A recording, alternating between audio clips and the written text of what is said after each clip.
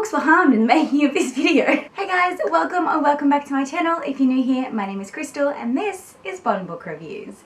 Today we're going to talk about 21 books that I want to read in 2021. I've seen so many people do this. I'm really late to the bandwagon, but there's just so many books on my shelf that I want to read and I want to share them with you. 21 books and hold myself accountable.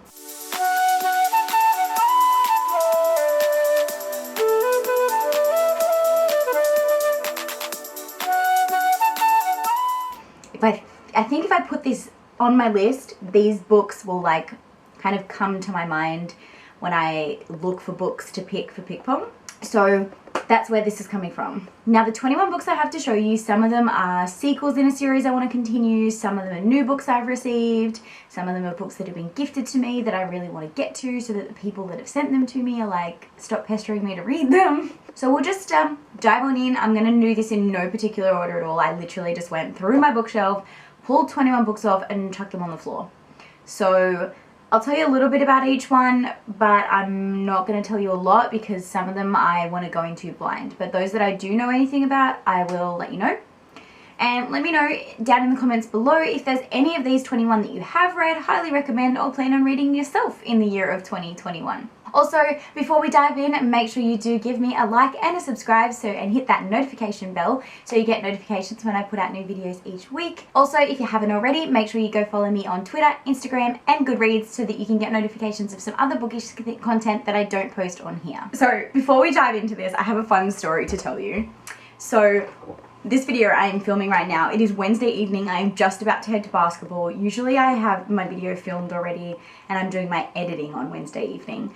But unfortunately we had a flood yesterday in my house, so it's kind of pushed everything back. So I'm hoping I still managed to get this one up and ready for you on Friday. But life is chaotic at the moment and we'll see what happens. So if you're watching this, I managed to get my shit together. So the first book we're going to start with is one from an Australian author, and that is Jane Harper, The Lost Man. So I read The Dry in the month of January. Absolutely loved it, and a lot of people that have told me they really loved The Dry have said that they loved The Lost Man even more and that they believe it is Jane Harper's best book.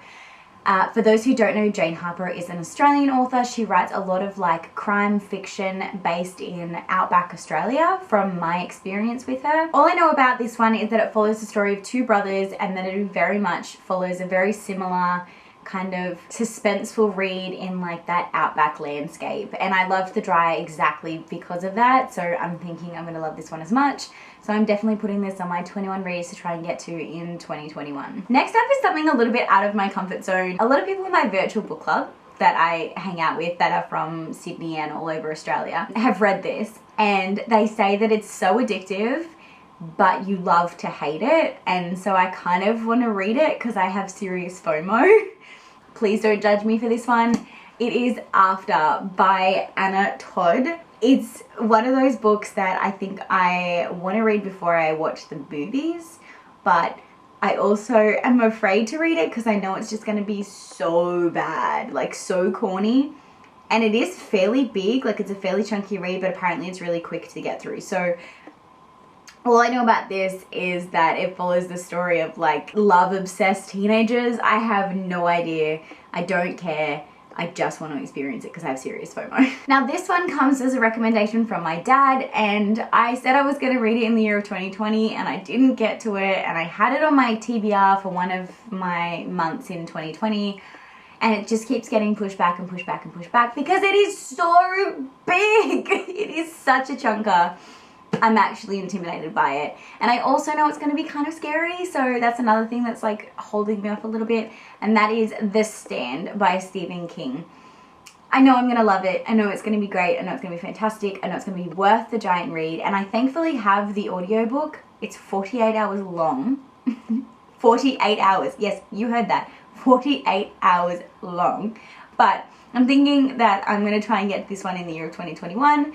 I'm hoping that the big book prompt comes up on my Pick Pong so that I can add this one, because I would hate to like add this for something else and then end up with big book and totally end up with two books this big for the month. But yeah, I think this is also kind of a really cool year to read this. We are slowly coming to a new normal post-COVID, and this follows the story of a man who has escaped from a science facility and is taken with him a giant flu, which is now spreading across, I think it's like 99% of humanity is wiped out in a few weeks. I feel like it's going to be one of those books that will be heightened by my current living experiences, maybe. Who knows? So hoping to get that one read in 2021. Next up is Pax by Sarah Pennypacker.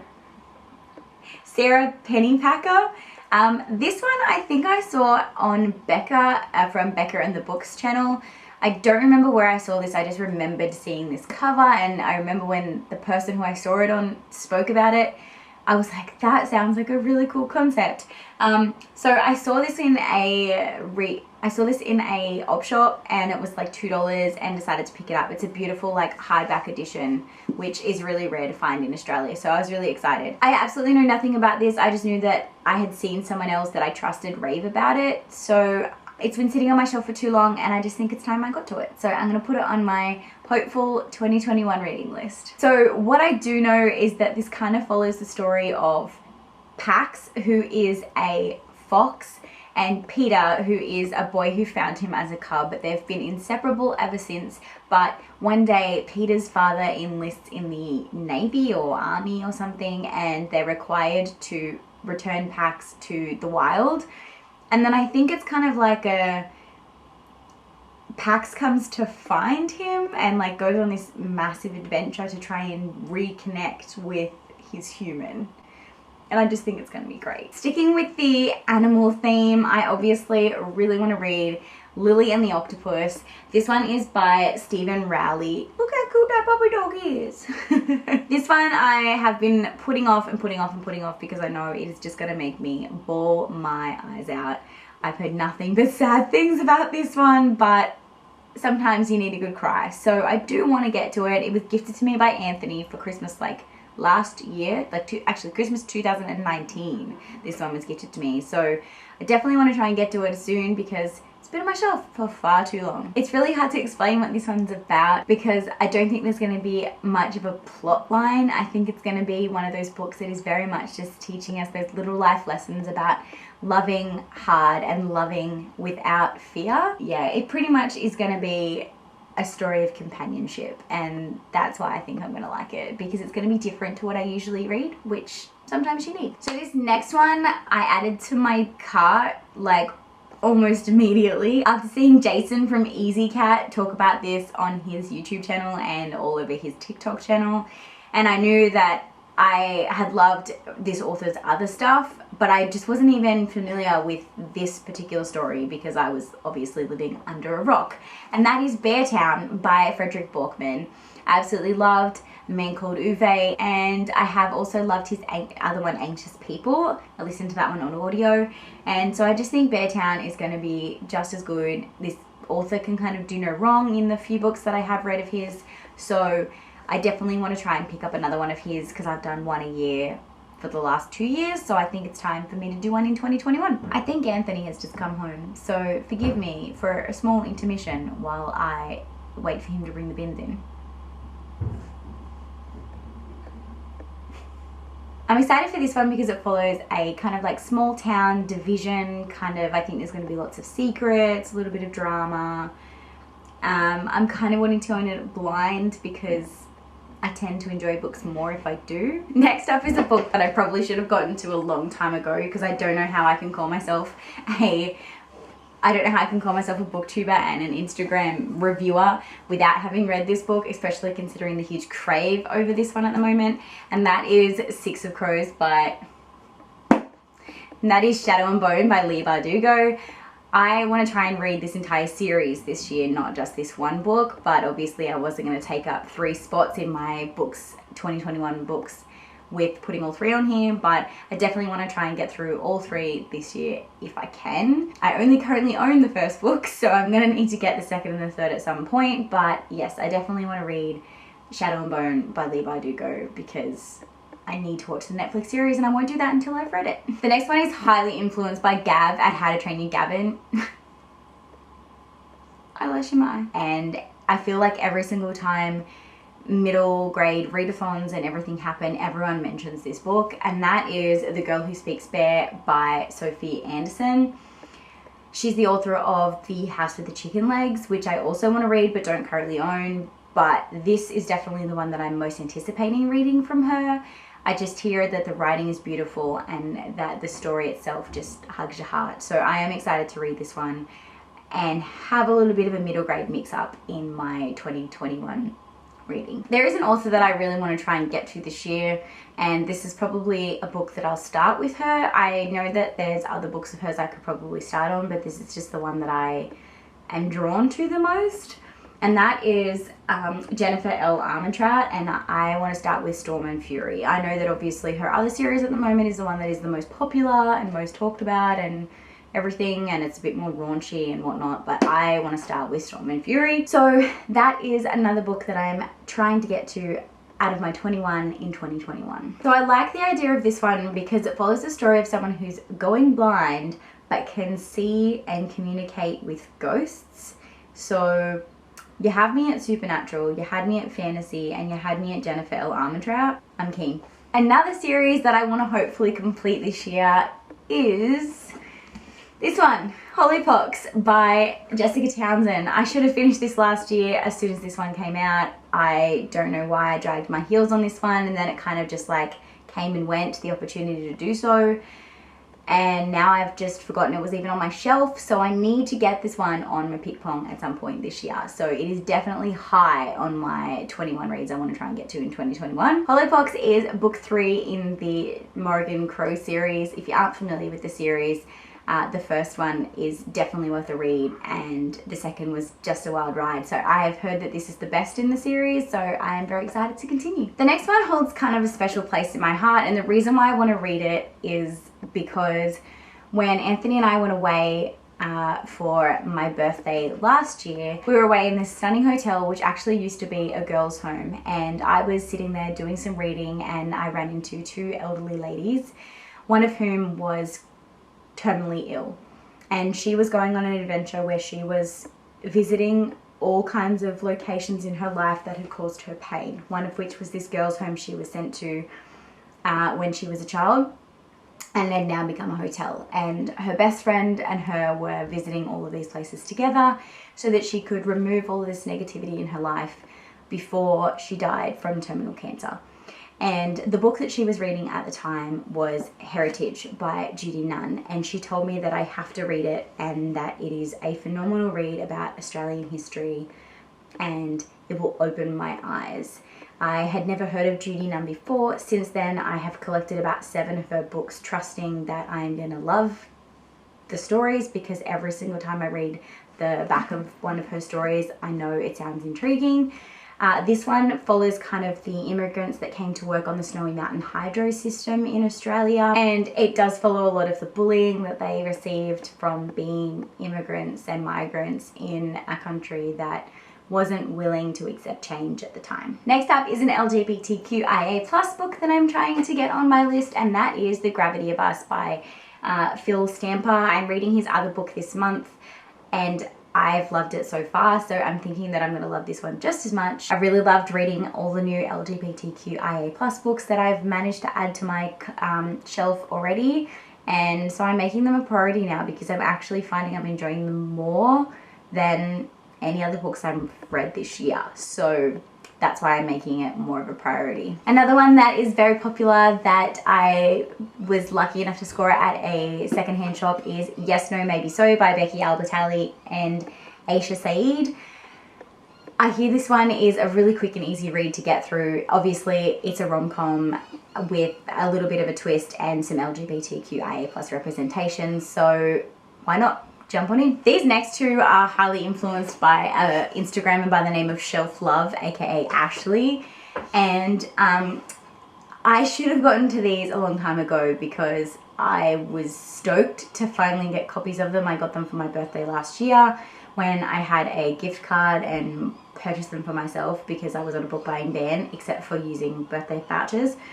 And so I purchased these, and I still haven't gone to them because I have like 300 unread books and I get very easily distracted. But that is If You Want to Make God Laugh by Bianca Mieris, and Truly Devious by Maureen Johnson. I loved the other book that I read from Bianca Mieris, which is Hum If You Don't Know the Words. So I just know I'm going to love this one just as much.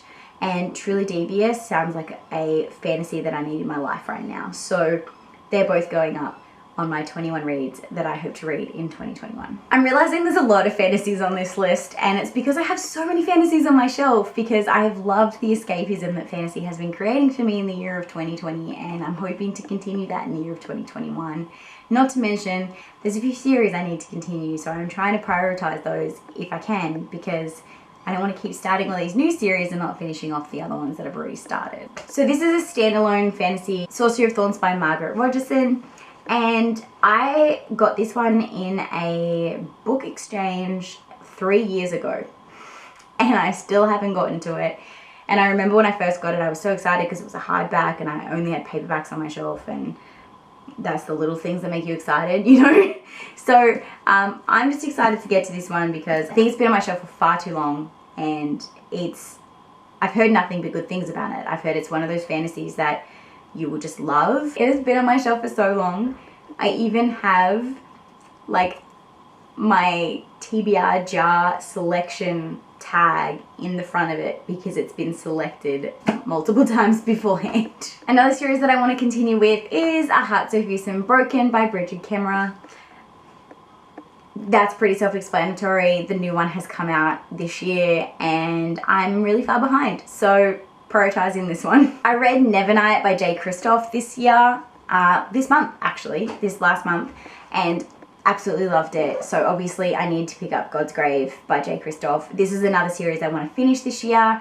Ideally I want to finish it before September because I want to have it read before his Empire of the Vampire book comes out. I've pre-ordered like 3 editions of that one, so pretty stoked. But I need to get through this series because Mia is like the best character I've ever read in my life.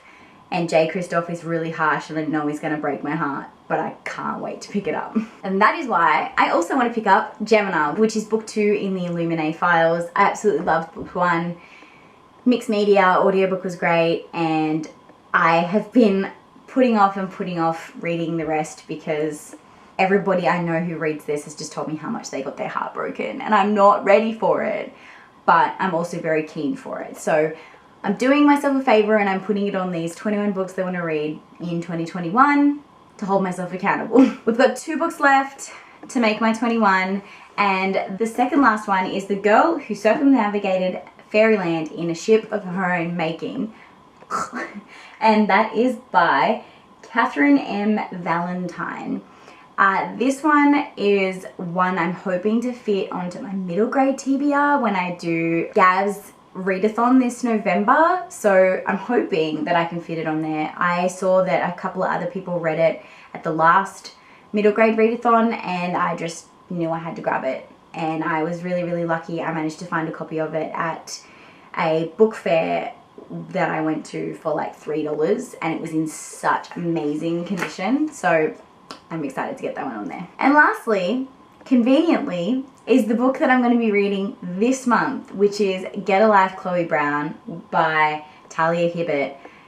Again, another serious FOMO choice. I picked it up from the library today, so it was only fitting that I finally could get it on this list and I can tick off my first one this month because my plan is to read this one this month for a buddy read with some friends.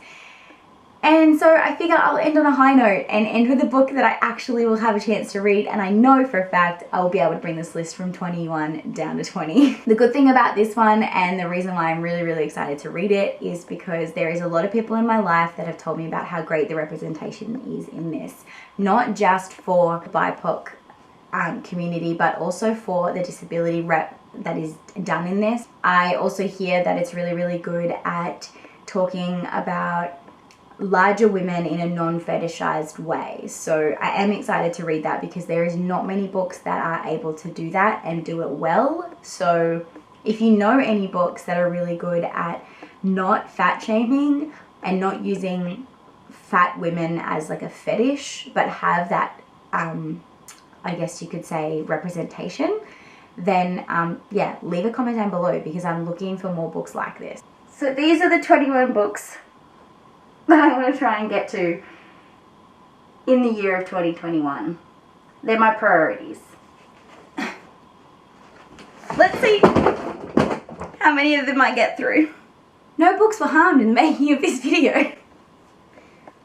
I don't think. Obviously there's plenty of other books on my shelf that are screaming my name, but this is just the top 21 that really come to my mind. So if there is any that we have in common, make sure you let me know. Also keep an eye out because next week I will also be doing a giveaway for reaching 200 subscribers. I'm so excited. So keep an eye out for that. I'll be doing a giveaway at the end of my video next week. So until next time guys, thanks for watching and happy reading.